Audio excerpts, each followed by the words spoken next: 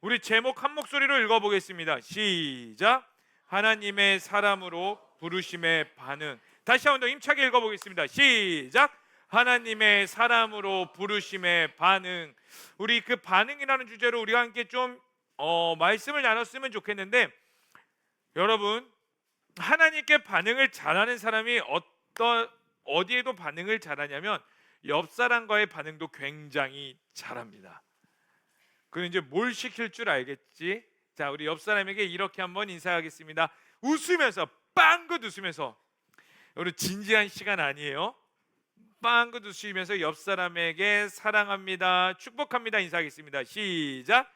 사랑합니다, 축복합니다. 다시 한번 더 보고 싶었습니다. 시작. 네, 이렇게 이빨에 고춧가루 꼈습니다. 자, 여러분, 사람은요, 살아있다면 반응을 하게 되어 있습니다. 건강한 사람의 증거가 뭐냐면요, 반응을 잘하는 사람이에요. 제가 신대원 다닐 때에 목회 상담이라는 수업을 들었어요. 근데 이 목회 상담이 이제 상담을 어떻게 할 것인가, 신학적으로 목회적으로 어떻게 상담할 것인가에 대해서 배우는 시간이었는데, 그 수업을 들은 이유는 제가 사실 상담에 대해서 관심이 있어서가 아니라 그 수업이 꿀이 나더라, 편하더라 해가지고 그냥 그 수업을 들었어요. 근데 교수님이 딱 앞에 첫날 오리엔테이션 하는 날 딱 섰는데 뭐라고 말씀하시냐면, 과제할래요? 상담 10번 받으실래요? 여러분들이라면 어떻게 하시겠습니까? 과제하시겠어요? 상담 10번 받고 끝내시겠어요? 상담, 그쵸? 똑같은 마음으로 상담 10번. 왜냐하면 제가 나온 이 신대원 장로의 신학대학원에는 목회 상담 학이라는 대학원이 있어가지고 이 그 신대원 대상으로 해서 목회 상담을 임상실험 돌리는, 실습을 시키는 게 있어가지고 교수님의 작전으로 수업을 열어가지고 이 10번 받으면은 100명 수업 들으면은 100명이 임상실험으로 들어가는 거잖아. 그래가지고 아싸 핵꿀 개꿀 이러면서 이제 상담을 들어갔어요. 그런데 문제가 뭐냐면 상담이 나오고 그렇게 많지가 않더라고. 이렇게 처음에 상담 받아보신 분들은 알겠지만 그림을 그려보라고 그래요. 그림. 그러면 일단은 인간을 먼저 그려보라고 그런다. 그러면 이 사람, 이제 A4 용지에 사람을 어느 위치에 두느냐에 따라서 그 사람의 심리, 사람의 크기를 어떻게 그리냐에 따라서 그 사람의 마음바, 그리고 그 그림을 그릴 때에 이게 눌리는 그 힘 있죠. 눌리는 힘에 따라서 자신감이 있는 사람인지 자신감이 없는 사람인지 이런 걸 다 평가하더라고. 그 다음에 뭐 집을 한번 그려보래요. 상상하는 집. 여러분들 집 그리면 뭘 그리시겠어요? 저는 뭐 약간 그 고리 타부는 사람이라서 그럴지는 모르는데 배산임수, 뒤에는 산, 앞에는 강물이 흘러가지고 그쪽에서 집이 딱 이렇게 해가지고 아름다운 가정, 이런 걸 했더니 막 이렇게 풀어내더라고요. 그때까지만 재밌었어요. 그 다음부터 저의 이 아픔의 상처를 끄집어내려고 노력하는데, 어렸을 때 뭐가 힘들었나요? 어렸을 때요? 놀기 바빠갖고 힘든 거 없었는데요? 뭐가 가장 그런 고통스럽나요? 엄마한테 매 맞은 거? 이런 거. 그러니까 이제 그 사람도 제가 반응에 대해서 막 애매모호하니까 나중에 10번 할 때 저도 곤욕이고 이 상담가도 곤욕이었던 거예요. 그래서 10번 되면은 원래 몇 번 더 그 한대요. 그 한두 번 더 받았으면 좋겠다. 그래서 제 동기들은 한두 번 더 권유 받았다고 해서 갔다는데 저는 10번 딱 되자마자 고생하셨습니다 서로. 그래가지고 이제 돌아왔던 기억이 있는데, 왜 이걸 말하냐? 사람과의 상담을 받다 하더라도, 아니면 우리가 수많은 교류를 해나갈 때 반응이라는 것들이 굉장히 중요합니다. 하나님과의 관계도 마찬가지예요. 여러분, 이게 사람을 보죠. 참 재밌는 게, 사람과의 어떠한 관계를 맺냐에 따라서 하나님과의 관계도 참 어떻게 맺느냐가 보여지고 있어요. 사람과의 거짓말을 많이 하는 사람들이 있습니다. 그러면요, 하나님과의 관계에서도 어김없이 거짓말로 드러냅니다. 사람과의 관계가 액티브하게 나오는 사람들, 이형 있죠. 99%인 사람도 하나님과의 관계에서도 99%예요. 예배 드릴 때 모습 보세요. 잠잠하지 않아요. 막 두 손 들고 와 하면서 찬양도 막 달라요. 그런데 사람과의 관계가 좀 차분한 사람은 하나님과의 관계에서도 차분하게 나아가는 그런 것들을 보게 됩니다. 여러분들은 하나님 앞에 어떻게 반응하고 어떻게 관계를 맺고 가시나요? 오늘 본문 말씀은 디모데전서 6장의 말씀으로서 우리가 다시 한번 더 디모데전서가 어떤 성경인지를 간단하게 잠시나마 살펴본다면, 사도 바울이 너무나 사랑하는 자신의 아들과 같은 제자 디모데에게 편지를 쓴 내용입니다. 디모데는 그 당시에 어디서 사역을 하고 있었냐면 에베소 교회에서 사역을 하고 있었어요. 에베소 교회가 어떠한 문제를 가지고 있었냐면 첫 번째로 따라해 볼까요? 이단, 돈, 수많은 문제들.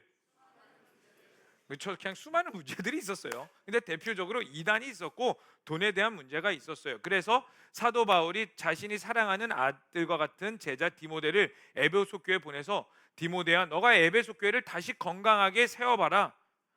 그리고 그렇게 열심히 사역하고 있는 디모데에게 편지를 쓴 게 바로 디모데 전서고, 두 번째로 쓴 게 디모데 후서가 되겠습니다. 그리고 잘 아시다시피 디모데 후서를 쓰고 얼마 안 있다가 사도 바울은 죽임을 당하게 되죠. 예수님으로 인하여서. 그러므로 디모데 전서와 후서는요, 사도 바울 마지막 인생 노년에 쓴 편지라는 것들을 보게 돼요. 그렇기 때문에 사도 바울이 너무나 사랑하는 아들에게 쓴 편지로서 그 애가 가지고 있는 정신과 하고 싶은 엑기스들이 다 들어가 있는 겁니다. 그렇다면 디모데 전서를 읽는 우리에게도 마찬가지가 되겠죠. 디모데 전서를 읽을 때 그냥 사도 바울이 그냥 디모데라는 사람에게 편지를 썼나 보다 이렇게 읽으시면 여러분, 우리는 디모데 전서를 읽으면서도 하나님께서 나에게 무엇을 말씀하신지 절대로 깨달을 수 없어요.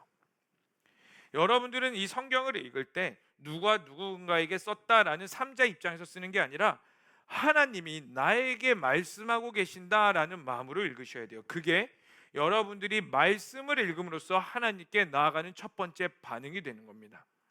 그런데 디모데 전서 우리가 읽은 오늘 6장에서 이렇게 말하고 있어요. 12절의 말씀 한 목소리 다시 한번 더 읽어볼까요? 시작.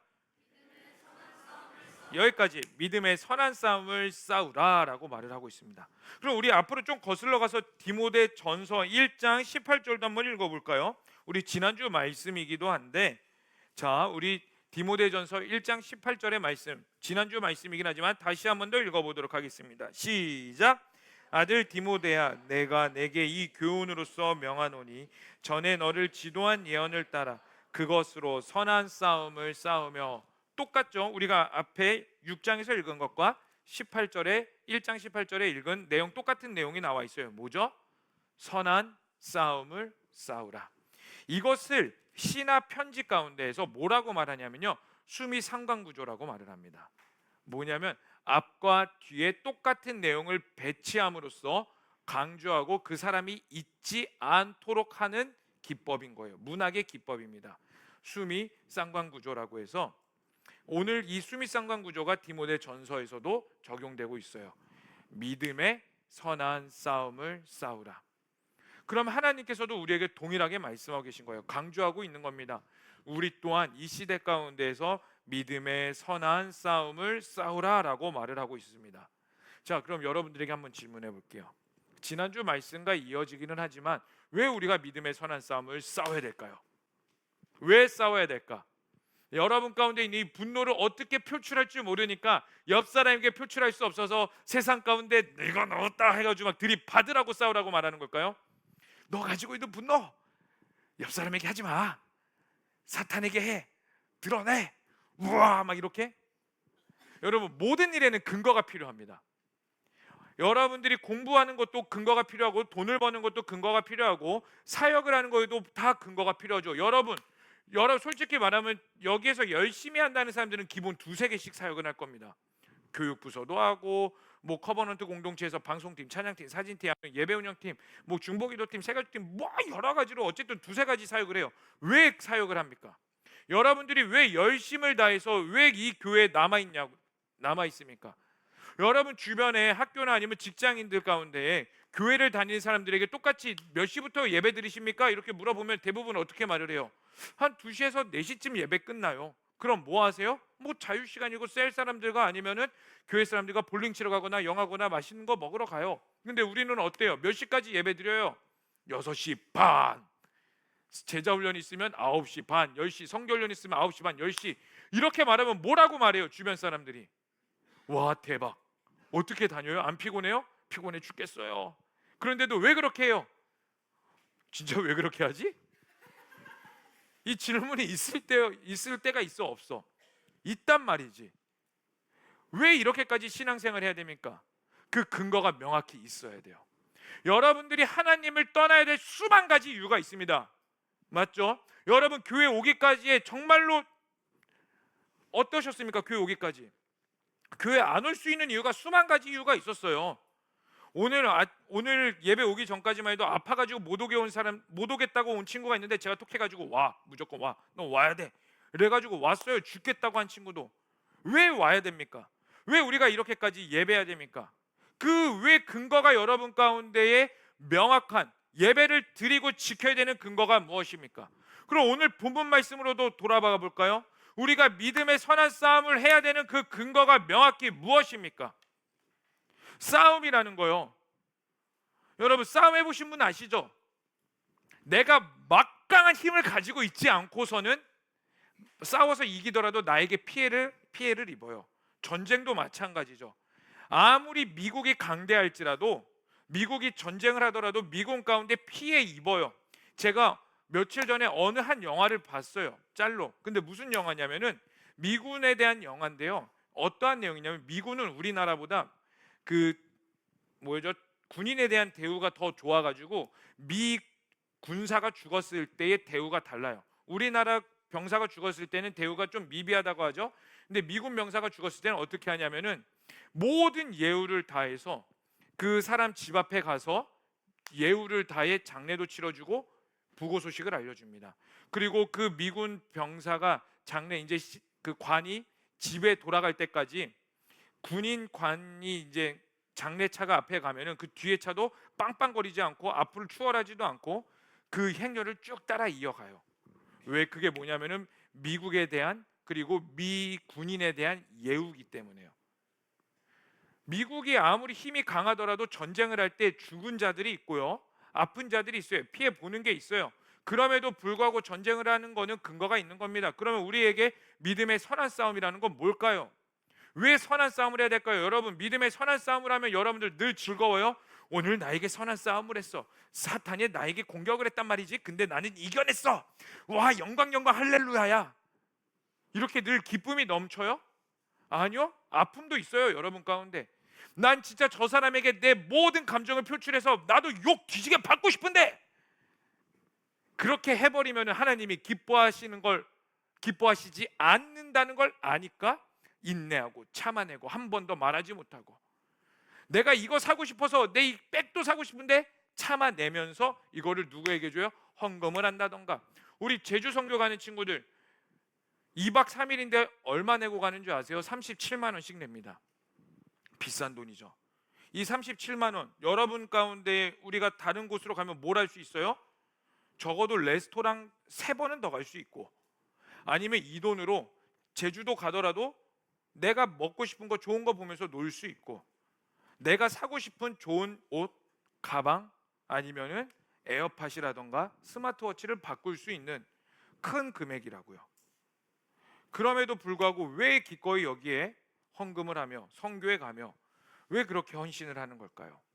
그 근거가 무엇이며 왜 우리는 그렇게까지 하면서 믿음의 선한 싸움을 하고 있을까요? 왜 믿음의 선한 싸움을 해야 됩니까?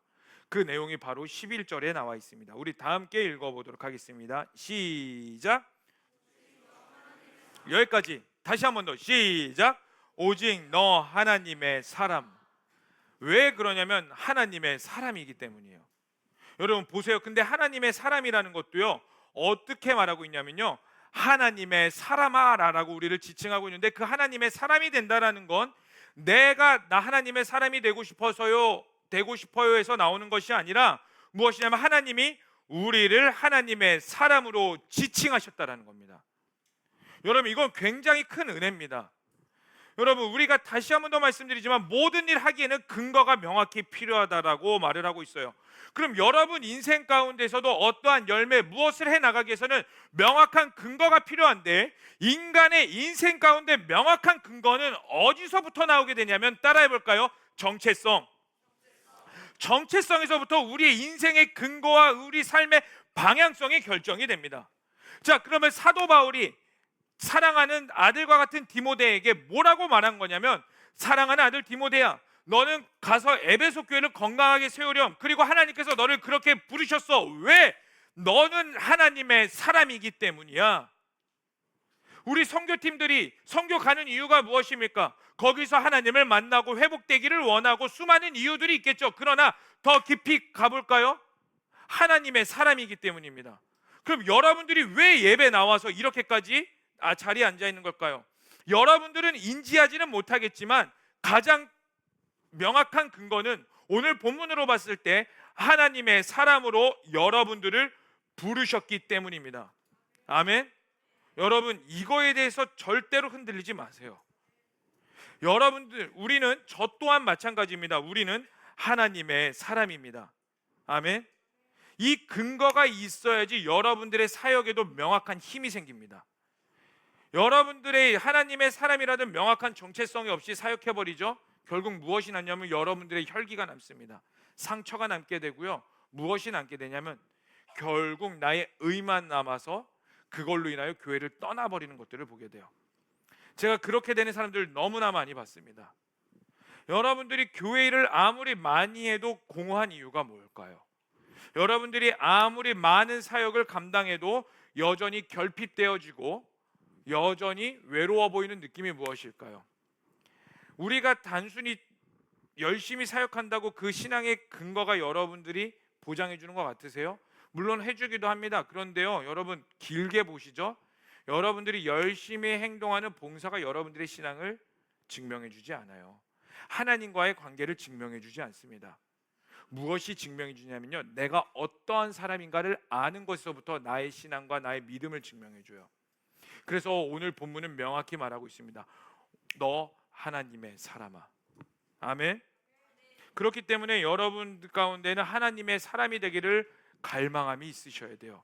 여러분, 사역은요, 여러분들의 그리스도인으로서의 삶의 행실은요, 내가 그리스도인으로서 열심히 살아가고 있습니다라는 증명의 도구일 뿐이지, 여러분들이 열심히 살아감으로써 내가 하나님께 구원받았습니다, 구원받는다라는 것들이 되지 않아요. 내가 하나님을 사랑하기 때문에 내 삶 가운데서 그리스도인으로서 살아내는 겁니다. 내가 하나님을 기뻐하기를 원하기 때문에 내 삶 가운데 희생하고 하나님이 원하시는 말씀의 방향성으로 살아가게 되는 겁니다. 그렇기 때문에 다시 한번 더 말씀드리지만 여러분 가운데 하나님의 사람이 되기를 원하는 갈망이 있으셔야 됩니다. 아멘. 그럴 때 하나님께서 여러분들을 사용하세요. 3M이라고 있어요. 3M. 3M이 뭘까요? 테이프 아닙니다. 3M은 뭐냐면 어떠한 변증신학 어떠한 분이 이런 말을 했어요. 따라해 봅시다. 시작. 사람은 더 많은 물질과 더 나은 방법을 구하지만 하나님은 사람을 구하신다. 뭘까요? 더 많은 물질, 더 많은 방법. 그러나 하나님은 사람을. 이게 무엇을 뜻하냐면 우리는 끊임없이 하나님 앞에서 삔또 나가는 다른 것들을 구한다라는 거예요.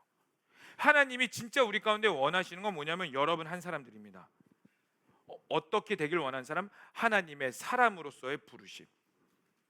하나님 사람으로서의 나오길 원하는데 우리는 하나님께 어떻게 나아가요? 끊임없이 더 많은 물질과 방법을 하나님께 구하고 있는 모습이에요. 그러니까 우리가 하나님의 뜻을 계속해서 모르고 혼동하며 살아가는 것입니다.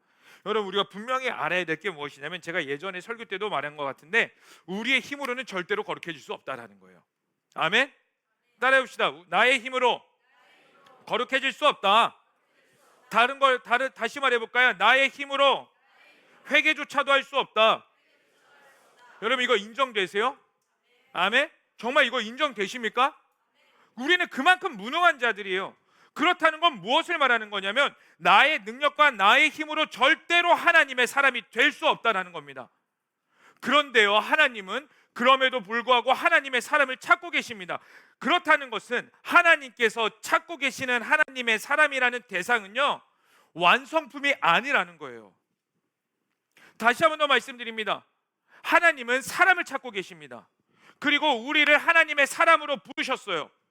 그래서 오직 너 하나님의 사람이라고 우리 가운데 말씀하신 거고, 여러분 가운데 예수님을 믿는다라는 것 자체가 무엇을 증명해 주는 것이냐면 하나님의 사람으로서 우리를 부르시고 콜링하고 계시다라는 것을 드러내고 있어요. 그런데 우리가 사실 이 하나님이 나를 부르고 계신다라는 것을 모르는 거 아닙니다. 그런데 우리가 하나님께 온전히 나아가지 못하는 이유가 왜 그럴까요?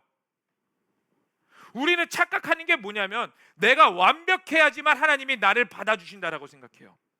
내가 조금이라도 흠이 없어야지 하나님이 나를 기뻐하시고, 내가 조금이라도 죄를 덜 지어야지 하나님과의 관계에서 완벽해지며, 그 완벽한 하나님과의 관계가 나의 정체성을 형성하며 나의 기쁨이 되며 나의 사역의 원동력이 된다라고 착각한다는 거예요. 아니라는 겁니다. 여러분, 이거 진짜 착각이에요. 우리의 힘으로 하나님의 사람이 될 수 없습니다.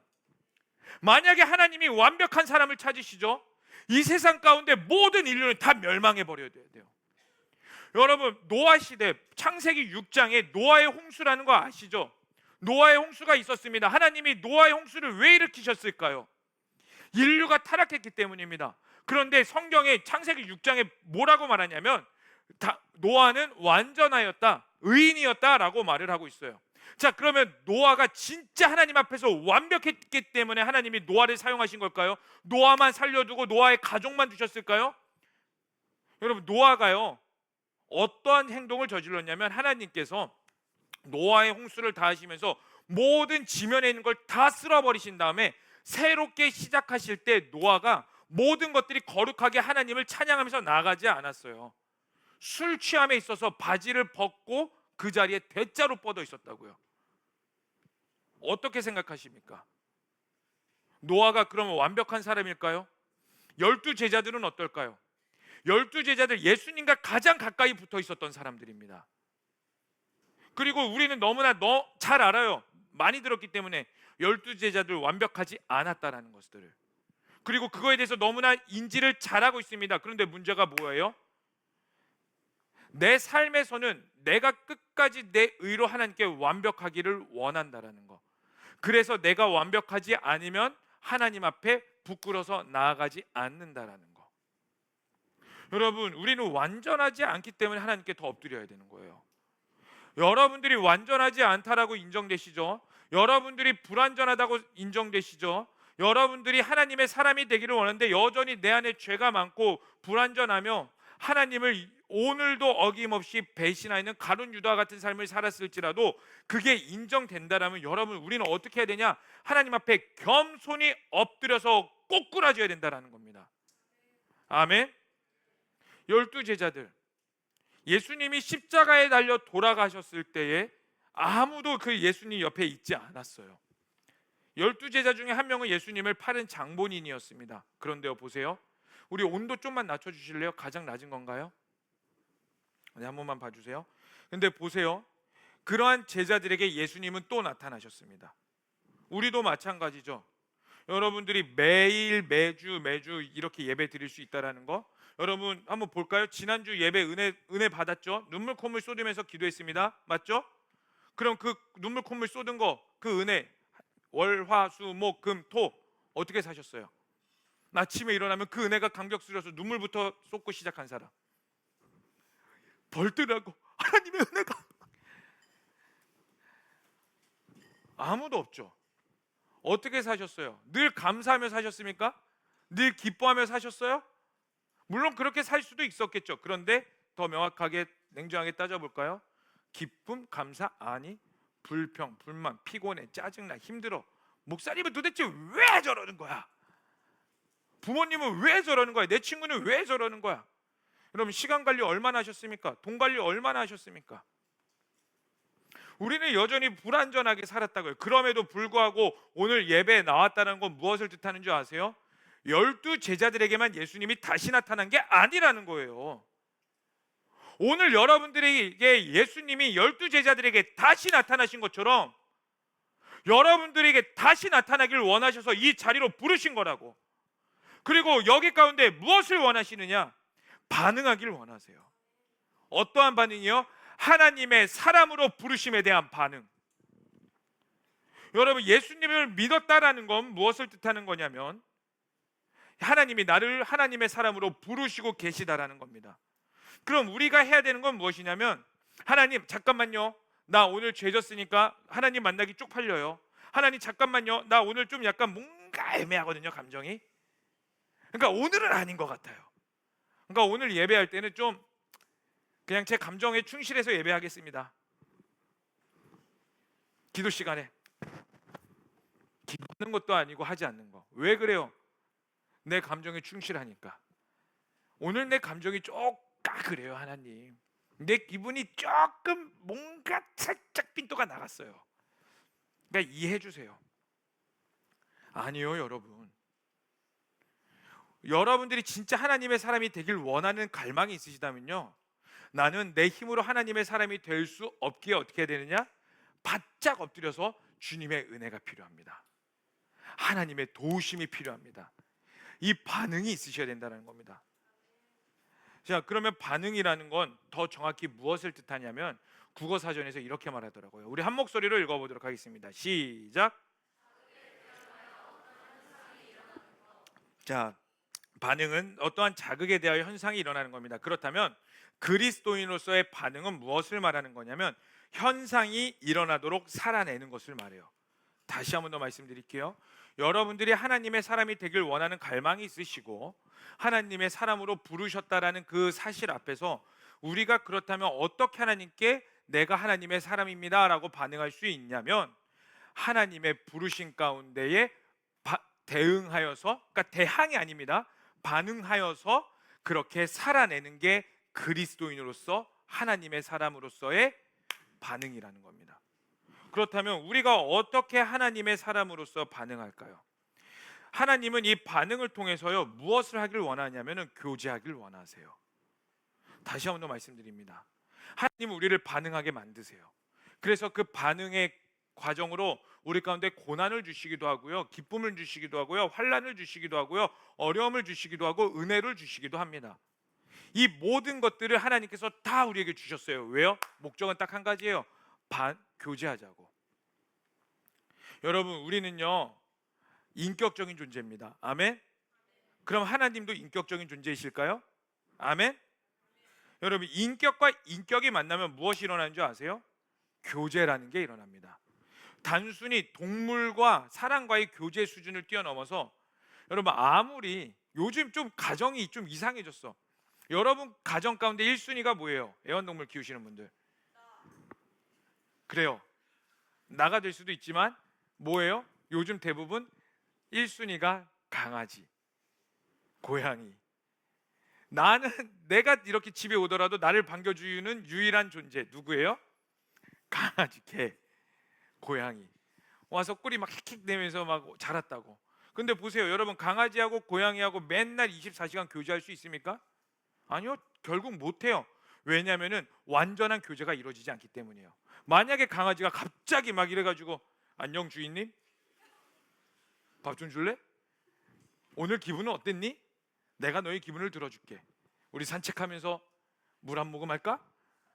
고양이가 와가지고 오늘 나 건들지 마 이러면서, 그러면 어떻게 될까요?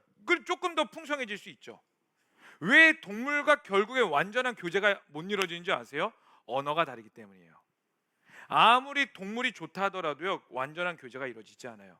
완전한 교제는 인간과 인간이 될 수 있습니다. 인간과 인간에서도 완전한 교제가 어떻게 이루어지는지 아세요? 대화가 잘 통할 때. 마찬가지예요. 하나님은 우리 가운데 반응을 통해서 무엇을 원하시냐면 하나님의 언어를 이해하기를 원하시고요, 하나님의 마음을 알기 원하시고요, 그 마음을 알므로써 우리 가운데 깊은 교제로 들어가길 원하신다라는 겁니다. 그래야 우리가 진짜 하나님의 사람이 될 수 있기 때문이에요. 그러면 우리 삶 가운데 어떻게 하나님과 교제함으로써 내 삶으로 실제적으로 반응하면서 내가 하나님의 사람으로서 증명되어질 수 있을까요? 우리 시간이 많이 지나서 몇 가지만 보고 나누도록 하겠습니다. 우리 다 함께 한번 저를 따라해 볼까요? 하나님의 사람으로 반응한다면 자연스럽게 세상의 풍조와 흐름을 거절한다.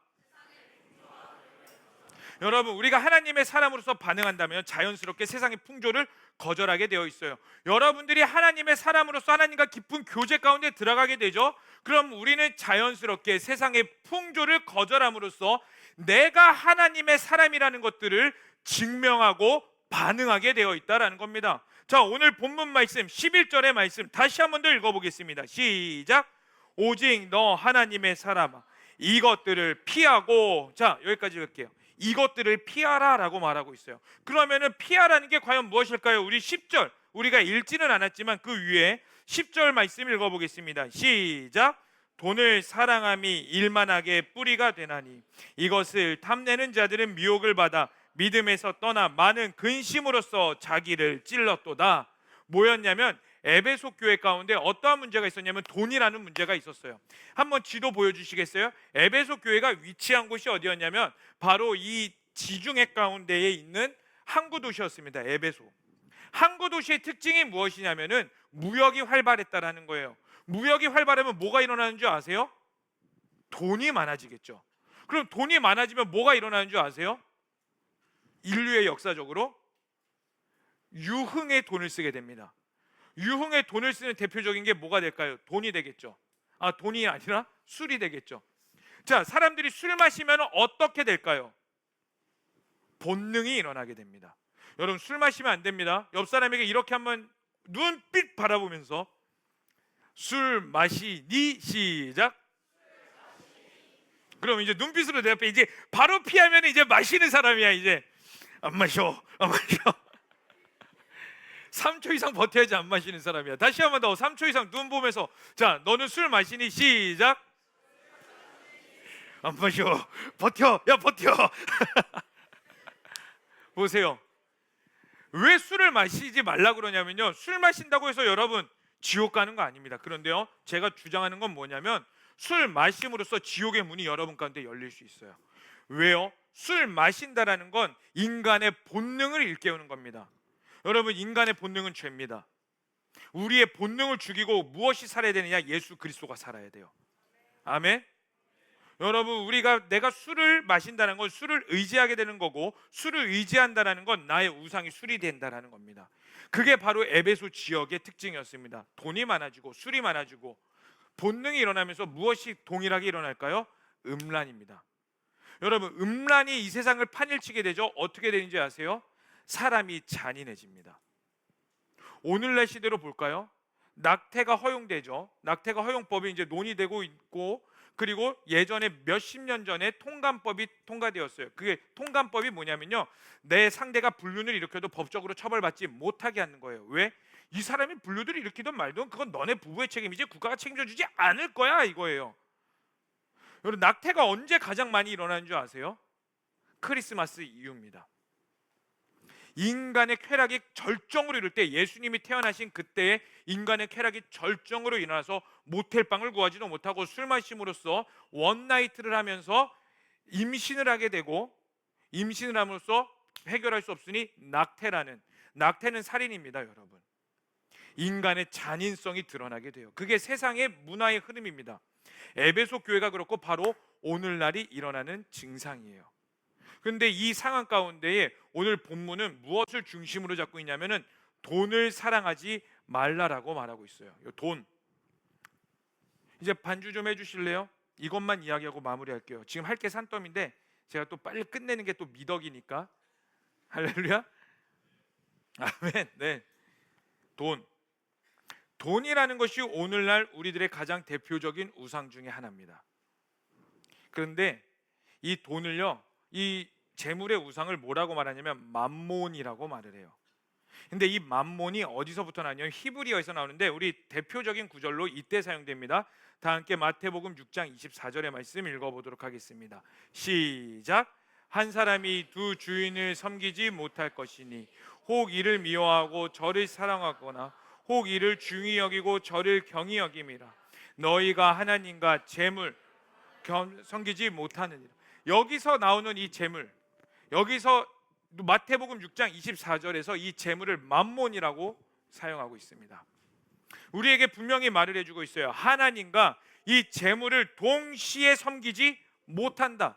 자, 그럼 여러분들에게 물어보겠습니다. 재물은 무조건 나쁜 존재일까요? 돈은 우리에게 무조건 나쁜 것일까요? 우리 이거에 대해서 전도서 10장 19절은 이렇게 말을 하고 있습니다. 시작. 전도서 10장 19절 말씀 없나요?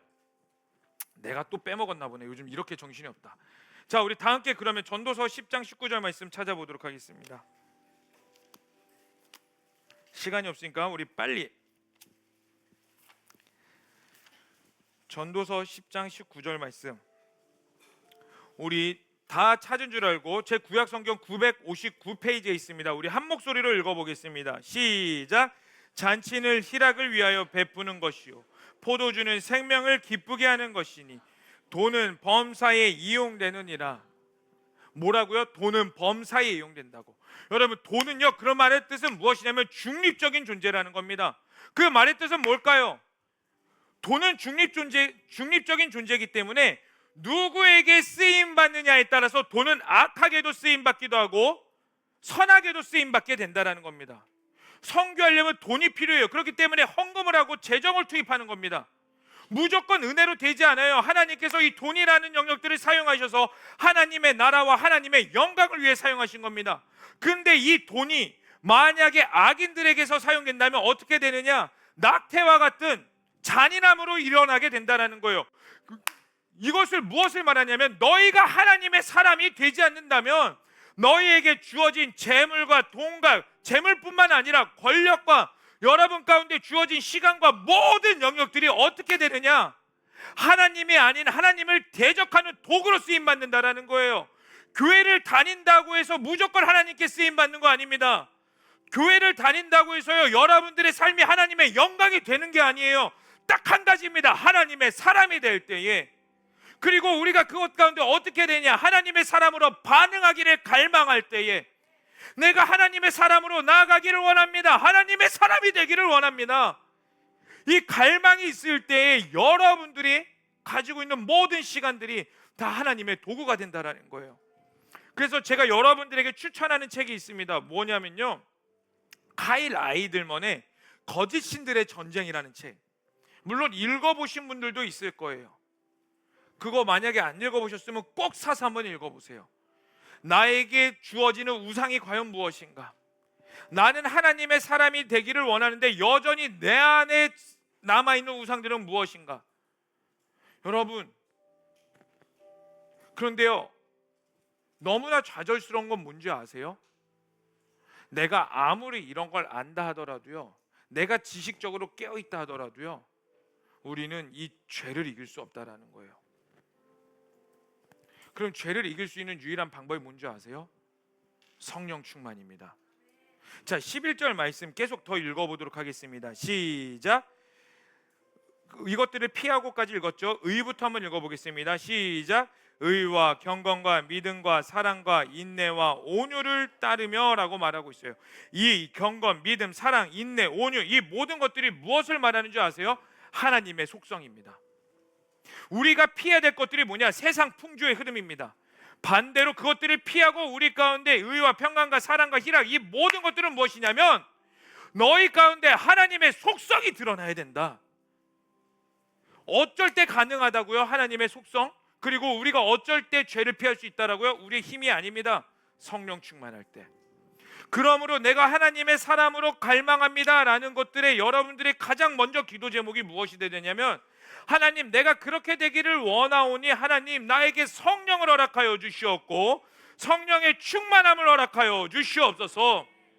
이 갈망이 있으셔야 된다는 거예요. 사실 제가 매주 비슷한 이야기 합니다. 비슷한 이야기로 뭐예요? 회개해라, 말씀 읽어라, 기도해라, 삶에서 그리스도인으로서 살아내라, 성령 충만해라. 사실 제가 제자강성교회 청년부 하면서 몇 번 설교회마다 대충 세봤더니 100번 이상 했더라고. 100번 이상의 설교 가운데 내용 사실 거의 다 비슷해요. 핵심은 결국 다 비슷합니다. 근데 똑같은 이야기하고 비슷한 이야기 하더라도 누군가는요, 맨날 비슷한 이야기 가운데 무릎 꿇고 회개합니다. 정말 그 친구가 죄인이라서요? 극악무도한 사람이라서요? 아니요. 우리가 하나님 앞에 눈물을 흘리며 기도하면서 무릎 꿇고 기도하며 하나님께 다시 내 삶을 드릴 수 있는 이유는 내가 잘나서가 아니라, 내가 거룩하게 살아서가 아니라 딱 한 가지예요. 성령이 나를 조명하시기 때문에, 성령이 나를 움직이시기 때문에, 그리고 나를 움직이시니까 주일날 받은 은혜를 가지고 월화 수 목 금 토 그 모든 영역의 삶 가운데서 조금 더 거룩해지기를 원하며 하나님의 사람으로 살기를 원하며 하나님의 뜻을 드러내기를 원하는 갈망이 일어나게 되는 것이지. 왜? 나는 하나님의 사람으로서 성령 충만하기 때문에 나의 삶의 모든 근거가 하나님이시기 때문에 내 삶의 열매로 내 삶의 거룩함이 드러납니다. 그게 바로 진짜 그리스도인의 삶이며 하나님의 사람으로서의 반응이라는 겁니다. 사랑하는 청년 여러분, 끝까지 하나님의 사람으로 살아내기를 갈망하십시오. 그래서 14절에 이렇게 말을 하고 있어요. 우리 14절 말씀 읽고 기도하겠습니다. 시작. 우리 주 예수 그리스도께서 나타나실 때까지 흠도 없고 책망도 이 명령을 지키라. 아멘. 다시 한 번 더 힘차게 읽어볼까요? 시작. 우리 주 예수 그리스도께서 나타나실 때까지 흠도 없고 책망받을 것도 없이 이 명령을 지키라. 아멘. 그리스도께서 우리 앞에 나타나실 때까지래요. 우리 언제 예수님이 우리 가운데 나타나실까요? 죽을 때입니다. 죽을 때.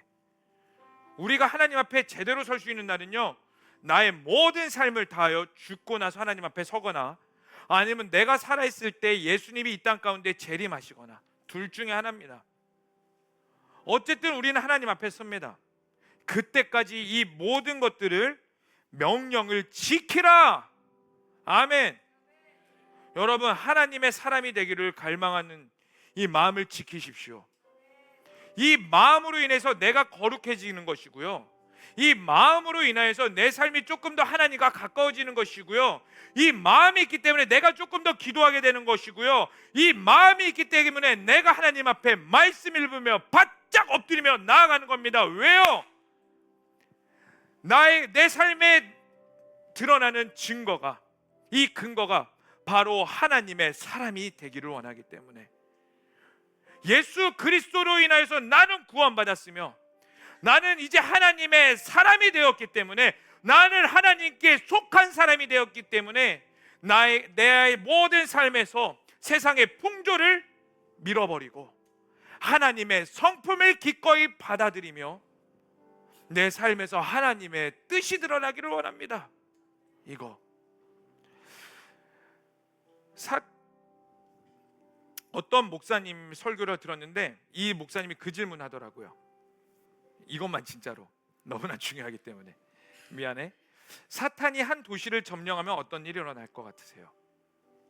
우리가 생각하기로는 모든 게 부패하고 불탈 것 같죠? 아니요. 사탄이 한 도시를 점령하면요, 그 도시는 더 화려해진대요. 더 멋져진대요. 그럼 한 가지 더 질문해 볼게요. 그 사탄이 도시를 점령했을 때 교회는 어떻게 될까요? 교회는 다 무너질 것 같죠? 아니요. 교회는 여전히 존재하며 많은 성도들이 교회를 다닌대요. 근데 딱 한 가지, 예수 그리스도가 사라진답니다. 여러분, 우리가 하나님의 사람이길 거절하는 순간 어떻게 되느냐? 우리는 하나님이 떠나게 되고 사탄, 그 악한 영이 우리를 지배하게 되어서 착각하게 만든다라는 거예요. 내가 하나님의 사람으로서 벗어나시길 축복합니다. 아멘. 선한 싸움 하시길 바랍니다. 하나님의 사람의 반응으로서 마땅히 해야 할 선한 싸움을 하시길 바랍니다. 이 시대는 우리를 끊임없이 속일 겁니다. 화려하게 만들 겁니다. 아니요, 거기 속지 마세요. 처절하게 싸우세요. 처절하게 엎드리세요. 우리가 싸운다라는 건 진짜 칼 들고 우와 이거 하는 거 아닙니다. 전투 막 해가지고 뭐 으르렁 사라는 게 아니에요. 바짝 엎드리시고 예수 그리스도를 빼앗기지 마시며 여러분들의 모든 영역 가운데에서 하나님의 이름이 드러나는 거. 아멘. 옆 사람에게 이렇게 축복하고 한번 기도해 봤으면 좋겠습니다. 예수님을 부끄러워하지 맙시다. 다시 한번 더, 우리 예수님을 부끄러워하지 맙시다. 여러분, 예수님 부끄러워하지 마세요. 아멘. 그리고 우리 하나님의 사람으로 우리를 부르셨습니다. 아멘. 아멘이십니까? 그게 바로 예수님 앞에 우리가 나와서 예배할 수 있는 증거가 됩니다. 아멘이십니까? 그렇다면 반응하십시다. 나의 두 손 들고 반응합시다. 성령님 도와달라고 반응합시다. 하나님, 나 주님이 필요합니다. 나 하나님의 사람으로서 세상 풍조 가운데 살아야 되는데 주님이 필요합니다. 아멘. 우리 그러한 갈망이 있으신 분들은 그 자리에서 일어나십시오. 그리고 우리 함께 좀 찬양했으면 좋겠습니다. 우리 이 찬양했으면 좋겠어요. 나의 하나님, 우리 그 찬양했으면 좋겠습니다. 주님의 나라와 뜻이 나의 삶 속에 임하시며 주님 알기를 내 삶 가운데 주님의 뜻이 있고 거룩히 살아갈 힘을 주어 주시옵소서. 두려움 없는 믿음을 주실 그 하나님을 내가 바라보며 찬양합니다. 아멘. 우리 그 마음 가지고 이 시간 좀 찬양하며 나아갔으면 좋겠습니다.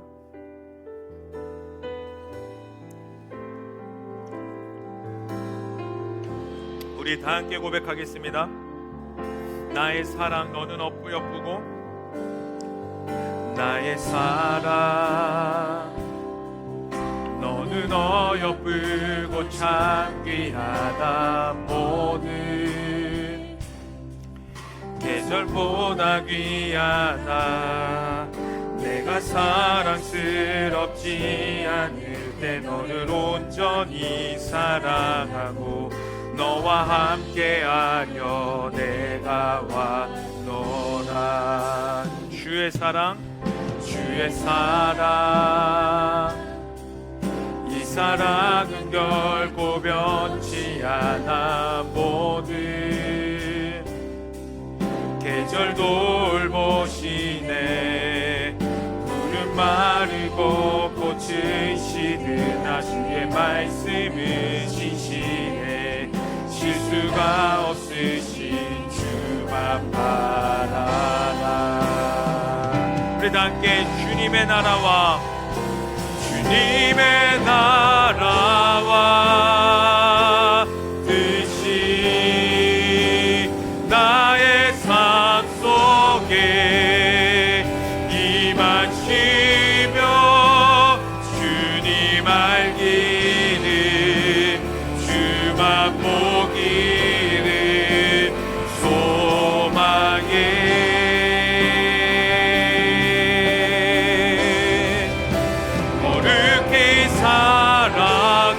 살아갈 힘과 두려움 없는 믿음 주신 나의 아버님. 완전한 사랑 찬양. 우리 다시 한번 더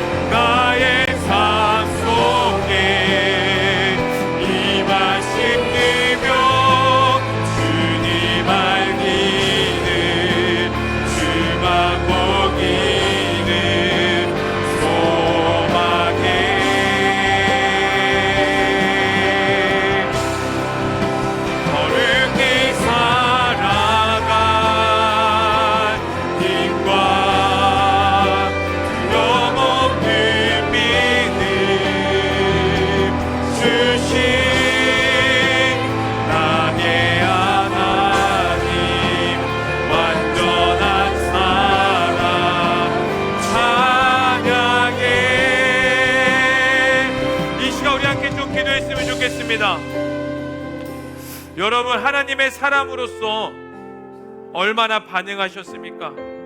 하나님의 사람에 대한 갈망은 있으셨죠. 그리고 기도도 있으셨습니다. 그런데요, 얼마나 어떻게 반응하셨습니까? 우리 이 시간 기도하십시다. 하나님, 하나님의 사람이 되길 원하는데 그거에 대한 반응으로 내 안에 하나님의 성품이 가득 차길 원합니다. 세상의 풍조를 밀어내고 하나님의 의와 거룩함과 하나님의 완전하심의 그 성품이 내 삶 가운데 그거 충만하기를 원하오니, 그런데 주님, 내 입으로 할 수 없어요. 그래서 성령님이 필요합니다. 성령님을 간절히 초청합니다. 하나님 오셔서 내 삶에 충만케 하여 주시옵소서. 그래서 진짜 하나님의 사람으로 되게 하여 주시옵소서라고 이 시간 우리 다 함께 주여 부르시며 간절히 기도하시겠습니다. 주여!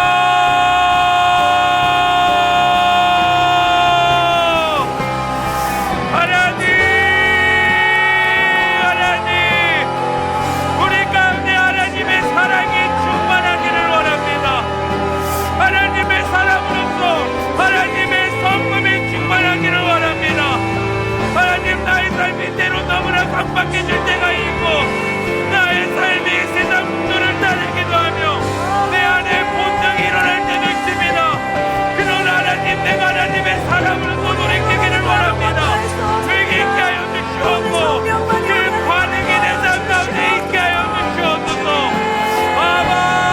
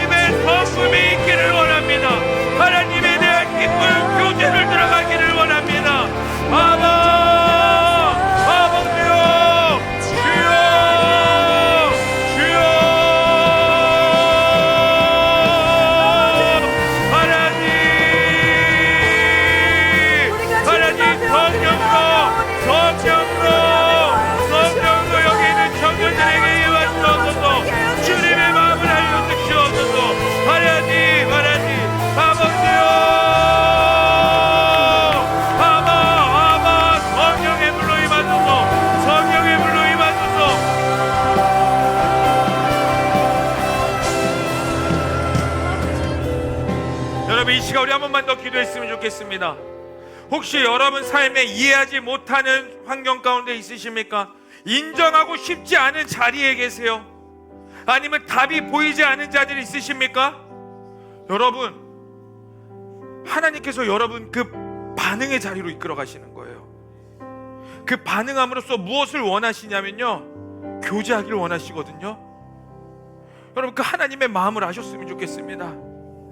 혹시 여러분 가운데 정말 답이 없어서 고군분투하시는 분들 그 자리에서 겸손히 엎드려 보세요. 무릎 꿇으셔도 좋고, 뭐라도 좋으니까 겸손히 엎드려 보세요. 여러분 가운데 있는 이 환경은 결코 우연히 일어난 것이 아니라 그 반응의 자리입니다. 반응할 수 있도록 이끌어내시는 자리입니다. 왜요? 교제하려고. 제발 내 마음을 알아달라. 나 너하고 기쁜 교제하기를 원한다. 나 너에게 내가 누군지 알려주기를 원한다.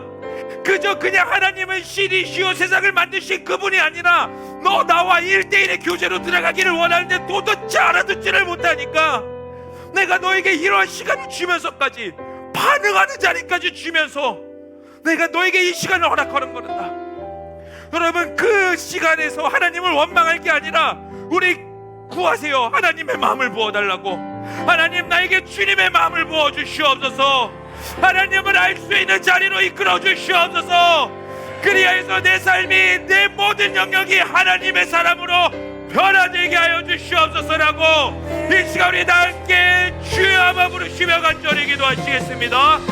주여!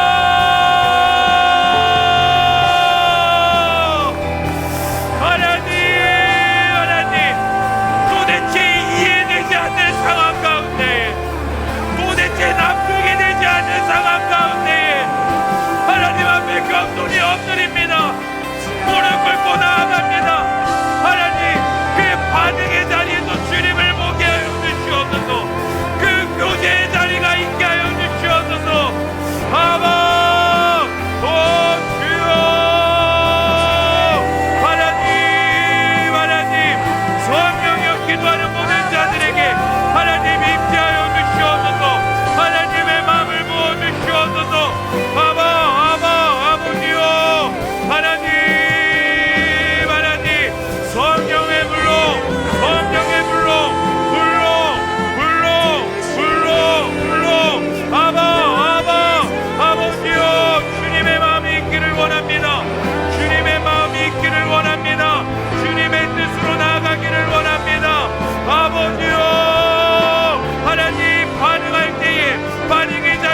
겸손히 무릎 꿇게 하시고 그 기쁜 교제의 자리, 하나님의 사람의 자리로 우리를 이끌어 가시옵소서.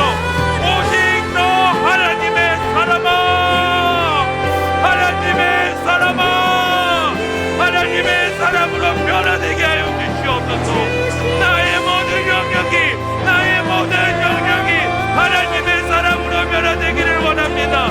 하나님의 사람으로, 하나님의 사람으로 부름에 응답받기를 원합니다. 그 십자가의 은혜 가운데, 십자가의 은혜 가운데에서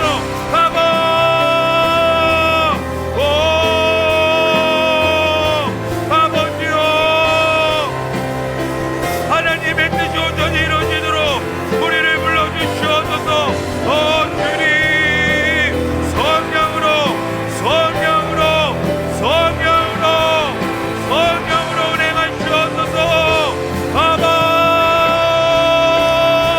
여러분 더 기도하세요. 더 기도하세요. 더 기도하세요. 더 기도하세요. 더 기도하세요. 하나님 앞에 온전히 기도하세요. 아버지요, 여러분 더 하나님께 반응하세요. 구하세요. 하나님의 마음을 구하세요. 하나님의 사람으로 변화되기를 갈망하는 마음을 구하세요.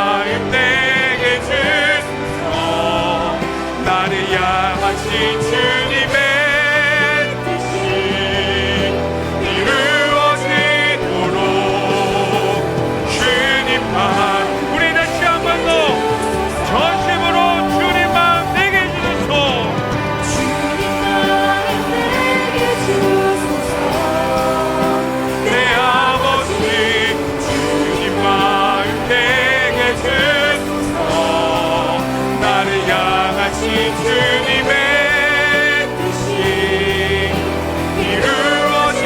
이루어지도록 주님 마음 내게 주소서. 주님 마음 내게 주소서. 주님 마음 내게 주소서. 나를 향하신 주님의 뜻이 이루어지도록 주님 마음 내게 주소서. 우리 다시 한 번 더 전심으로 주님 마음 내게 주소서. 내 아버지 주님 마음 내게 주소서. 나를 향하신 주님의 뜻이 이루어지도록 주님 마음 내게 주소서.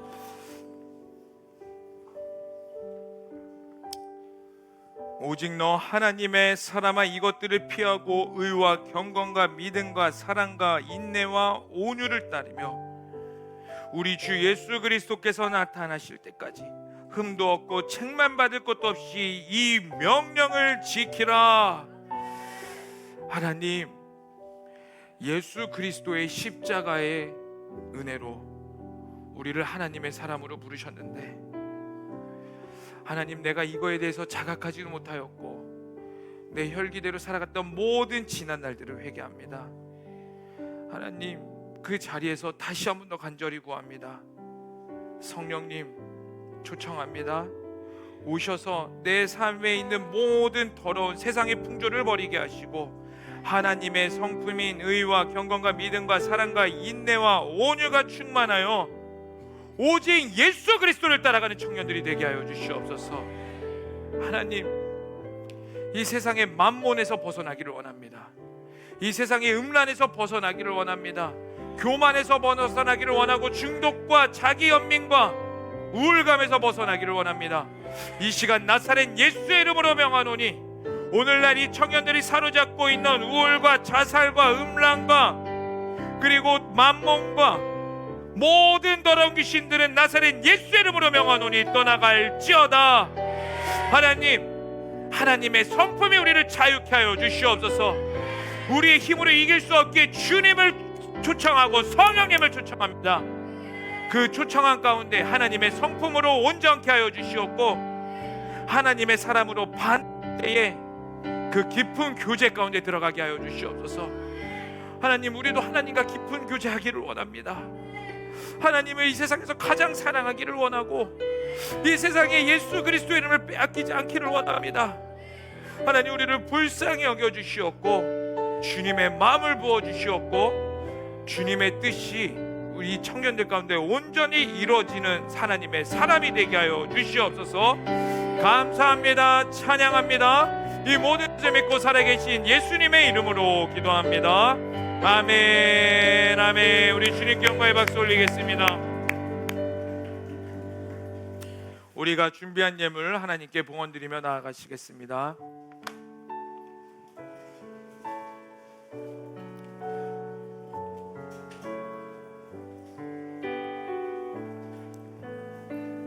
우리 전심으로 내게 있는 향유옥합, 내게 있는 향유옥합 주께 가져와 그 발 위에 입 맞추고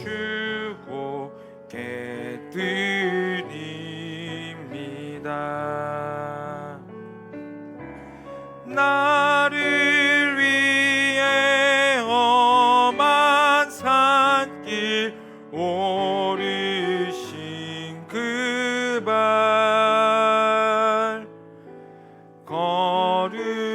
걸음마다 크신 사랑 새겨놓았네.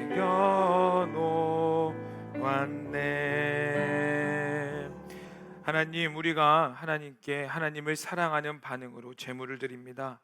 흠양하여 받아주시고 하나님의 나라와 하나님의 영광을 위해 쓰임받게 하여 주시옵소서. 감사하며 예수님의 이름으로 기도합니다. 아멘.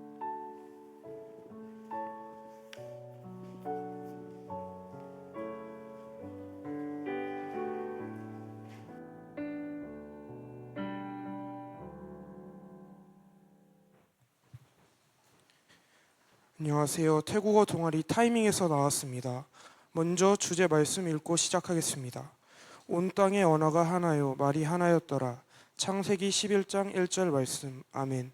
태국어 동아리 타이밍은 태국어 타이와 학습의 순간 밍을 결합하여 지금이 바로 태국어를 배울 최적의 순간이라는 의미를 지니고 있습니다. 저희 동아리의 목적은 태국의 언어, 문화, 음식에 관심 있는 자들이 모여 언어 공부와 교제 나눔을 하며 최종적으로 매년 돌아오는 태국 선교에 이바지하기 위하여 이 동아리가 개설되었습니다. 동아리의 주된 활동은 태국어 공부이며 단순히 공부만 하는 것이 아닌 태국 음식과 문화를 함께 경험하고 서로 교제하며 기도와 말씀을 나누는 시간도 가질 예정입니다. 저희 동아리에는 몇 가지 혜택이 있는데 첫째로는 원어민 강사를 초빙하여 온라인으로 공부할 수 있는 기회, 둘째, 혼자 공부하기 어려운 부분을 같이 공부하며 시너지를 극대화하고 그로 인해 실질적인 태국어 능력 향상, 마지막으로 배운 태국어를 선교 현장에서 직접 활용하며 섬길 수 있는 귀한 은혜가 있습니다.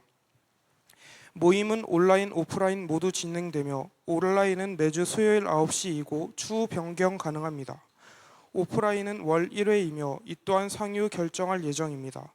지원 자격은 누구나 신청 가능하고 특히 태국 선교에 관심이 있거나 혹은 태국 언어와 문화에 관심 있는 분들 두 팔 벌려 환영합니다. 신청 문의는 보이시는 연락처로 문의해 주시면 됩니다. 많은 관심 부탁드립니다. 감사합니다.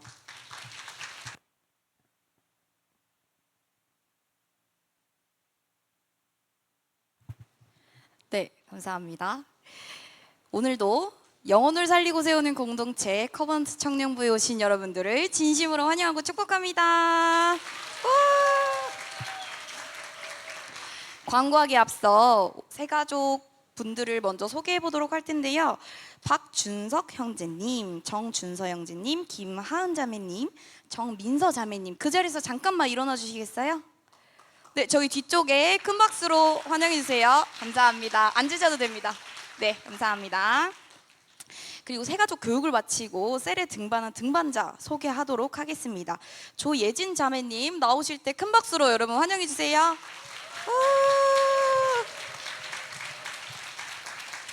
자기소개 간단하게 부탁드릴게요.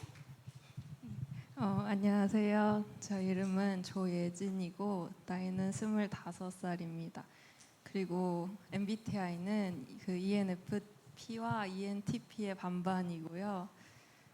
하는 일은 이제 저는 원래 그림을 그리는데 지금은 영상 쪽 공부를 더 하고 있습니다. 그리고 저 마지막으로 하고 싶은 말은 제가 이번 연도 말씀을 모퉁이돌 대신 예수님에 관한 말씀을 받았는데 이제 커버넌트 가족으로 예수와 함께 한 몸으로 지어지고 싶습니다. 감사합니다. 네, 감사합니다. 감사합니다. 오늘은 중요한 광고 몇 가지만 하고 내려가도록 하겠습니다. 자세한 내용은 주보를 참고해 주세요. 먼저 커버넌트 문화 만들기인데요. 인스타에 계속해서 설교 영상이랑 여러 콘텐츠들이 올라가고 있습니다. 오늘 목사님 설교하신 것처럼 반응해 주시면은 저희에게 매우 큰 힘이 되는데요. 그냥 지나치지 마시고 좋아요 한 번씩 눌러주세요. 우리 공동체에 대한 관심도 차이라고 저는 생각을 하는데요. 작은 것부터 동참하면서 연합하는 문화를 만들어 나가는 저희 커버넌트가 됐으면 좋겠습니다. 그리고 전십다 봉사자 모집하는데요. 로비에서 전도용품 나눠줄 청년 봉사자 2명에서 3명 정도 모집하고 있습니다. 관심 있으신 분들은 주보에 나와 있는 번호로 연락 주시면 되고요. 오늘부터 전도용품이 바뀌었어요. 물티슈로 바뀌었습니다. 가실 때 하나씩 꼭 챙겨가셔서 복음을 전할 수 있는 작은 계기가 되었으면 좋겠습니다. 그리고 여름 수련회 계속해서 신청 받고 있는데요. 오늘 오시면서 게시판과 복도에 포스터 붙어 있는 거 보셨나요? 못 보셨어요? 보셨나요? 네, 포스터에 QR코드 신청서 넣어가지고 붙여놨으니 신청하시기 쉽게 QR코드까지 넣어놨어요. 그러니까 빠르게 신청해 주시면은 감사하겠습니다. 그리고 이어서 주보에는 없는 광고인데요. 저희가 이제 돌아오는 목금토 제주 선교 끝나고 월요일부터 수련회를 위한 릴레이 금식 기도가 시작됩니다. 28일 월요일부터 시작이 되고요. 단톡방에 올려드리는 순서 보시고 수련회를 위해 기도 부탁드리겠습니다. 그리고 오늘 단체 티셔츠 배부했는데요. 많이들 안 찾아가셨어요. 2층 도마방에서 저희가 배부를 하고 있었거든요. 제주 가는 팀원분들은 예배 끝나고 수령해 가시면 되는데 아직 수령 안 하신 분들은 오늘까지 수령을 안 하시면 제가 가질 거예요. 그러니까 오늘 꼭 수령해 가시면 감사하겠습니다. 그리고 8월 3일 주일에는 셀 모임 대신에 또래 모임 진행합니다. 그리고 8월 16일 금요일 날 셀리더 오프라인 모임 진행합니다. 자세한 내용은 셀리더 단톡방에 올려드릴 테니 참고 부탁드리겠고요. 그리고 오늘 여자 화장실 시범 운영 한번 해보았는데요. 여러 가지 여론이 있는 것 같아서 네, 많이들 피드백 해주시면요 반영해가지고 다음 주에 또 한번 적용을 해보도록 하겠습니다. 그리고 다음 모집 광고인데요. 본예배 2부 갈릴리 성가대에서 알도 베이스 그리고 파티 연습 반주자 모집하고 있습니다. 관심 있으신 분들은 주보 참고해서 담당자에게 연락해 주시면 되고요. 그리고 7월 27일 주일날 AMP 기도회로 연합 기도회로 진행된다고 합니다. AMP 팀원이 아니시더라도 캠퍼스를 위해 기도하시길 원하는 청년들이 계시다면 예배 후에 함께 캠퍼스를 위해 연합해서 기도해 주시면 되겠습니다. 나머지 내용은 주보를 참고해 주시고요. 오늘 예배 후에 AMP 기도회 있습니다. 이어서 군파성훈 목사님 나오셔서 해주시겠습니다. 네, 감사합니다. 자, 우리 마이크 주시고 우리 나예찬 형제가 다시 재입대합니다. 사정은 말씀드리지 않을게요. 근데 어쨌든 좀 거짓말하지 않아요. 재입대합니다. 그래서 우리 예찬이 나올 때 큰 박수로 맞이하도록 하겠습니다. 자, 우리 다 일어나셔서 하나님께서 당신을 통해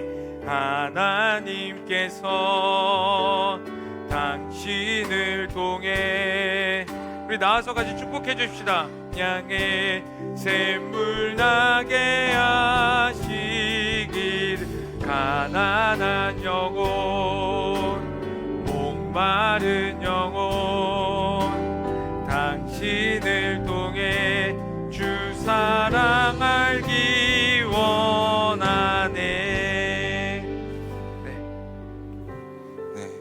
들으셨겠지만 재입대라서 뭐 이렇게 떨리거나 두렵진 않은데 그래도 군대가 이제 믿음 잃기 가장 쉬운 곳이라고 하니까 믿음 잃지 않도록이랑 또 다치지 않고 군생활 잘 마칠 수 있도록 기억나실 때마다 기도 부탁드리겠습니다. 감사합니다. 네, 제가 어떻게 해서든 공익으로 빼라 이랬는데 또 대한민국 남자로서 무조건 현역을 가야 된다고 불순종하는 마음으로 갑니다. 불순종의 마음으로 가시는 이 친구 가운데 성령께서 충만케 해달라고. 그리고 우리 예찬이는 커버넌트 공동체를 위해서 어떻게 기도해 주냐면 수련회 다 갈 수 있도록. 그래서 이 시간 우리 다 함께 서로 손을 뻗어서 하나님 예찬이 가는 곳곳마다 성령으로 충만케 해달라고 우리 다 함께 주여 한번 부르시며 기도하시겠습니다. 주여. 하나님, 우리 예찬이가 다시 하나님의 부르심을 받아 이 건강한 마음을 가지고 건강한 육체를 가지고 재입대를 합니다. 하나님이 아들이 가는 곳곳마다 강건케 하여 주시옵고 주님의 나라와 주님의 뜻이 하늘에서 이루어진 것 같이 우리 예찬이 상 가운데 충만 위에 충만으로 이루어지게 하여 주시옵소서. 하나님, 우리 예찬이를 주님께 올려드립니다. 하나님의 군사로서 쓰임받게 하여 주시옵고 그곳에서 만남의 축복과 무엇을 하든 어디를 가든 하나님의 영광이 되게 하여 주시옵소서. 주님 감사합니다. 주님만을 찬양합니다. 하나님 임재하여 주시옵소서. 살아계시고 은혜가 풍성하신 하나님, 우리 커버넌트에서 열심히 봉사하고 하나님의 부르심의 때가 되어 다시 군대로 가는 우리 나혜찬 형제를 마음껏 축복합니다. 하나님, 얼마든지 쉬운 길로 택할 수 있으나 하나님을 사랑하는 마음으로 그리스도인의 정직의 마음으로 현역으로 나아갑니다. 이 아들의 가는 걸음걸음마다 성령께서 인도하시고 은혜 내려주시고 만남의 축복과 어디를 가도 무엇을 하든 하나님의 사람으로 성장하게 하여 주시옵소서. 감사합니다. 찬양합니다. 이 모든 것을 믿고 예수님의 이름으로 기도합니다. 아멘. 자, 차렷 인사. 네, 들어가시면 되겠습니다. 네, 제가 기도하고 마무리하겠습니다. 하나님, 이제 허락하신 삶을 다시 살아갑니다. 하나님의 사람으로 살아나가기를 원합니다. 결단하는 모든 청년들에게 성령 충만케 하시고 세상 풍조를 따르지 아니하며 하나님의 성품의 충만함으로 살아가게 하여 주시옵소서. 이제는 우리 주 예수 그리스도의 은혜와 그 하나님의 지극하신 사랑과 성령의 충만하심과 내주하심이 하나님의 사람으로 살아가고 이에 대한 반응하기로 결단하는 모든 자들 머리 위에 이제로부터 영원토록 함께 하시기를 간절히 축원하옵나이다. 아멘.